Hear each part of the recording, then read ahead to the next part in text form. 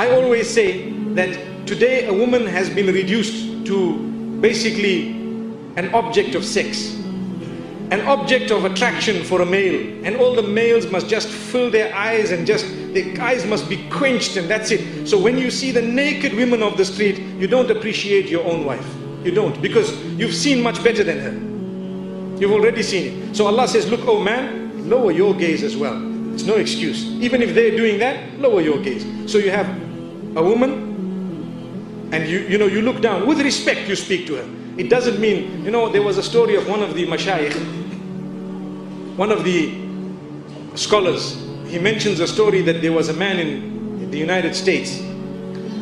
He was a religious preacher. He entered a lift, young man. And when he was in the lift, the lift stopped at a certain floor, and the female entered it. She was semi-nude. And he looked down and he did not look at her. And she was agitated, irritated. First time in her life, somebody's not looking. And she's stamping, and she's doing, trying to make a noise, and the two of them are alone in the lift. And he just looks down, he doesn't say a word. His lift stopped, she wanted to go higher. When he came out, she came out behind him. This is a true story. She came out behind him and she created a discussion. Hey, you know what? I'm very offended. Am I so bad, so dirty, so ugly that you couldn't even look? Now she's being honest. This is how the women have been trained, that you need to attract men at large. You need to attract men at large. So am I this, that you couldn't even look? You couldn't even. And he says, look, my sister, you know what? I'm a Muslim. I respect you so much, really. And I have a wife. And I have this, and I have that. And I am, and I don't want to insult myself and yourself by, staring at you, and what am I going to gain by it? And he explained to her in a beautiful way. And she asked for his number. Now imagine if someone asked you for their numbers. Wow, mashallah.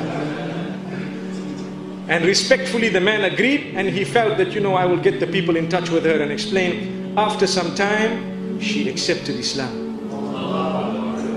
And she says, Islam has liberated me from being a person who cannot leave the home without half an hour in front of the mirror, without spending on different types of designer clothing, Islam has liberated me. I just put on a black cloak and I walk out. That's it. I just put on a cloak. And it doesn't have to be black, but the dark colors are better, because it makes you less conspicuous. Imagine you have the abayas which are pastel green and pastel orange. I don't think it would go down well. Subhanallah.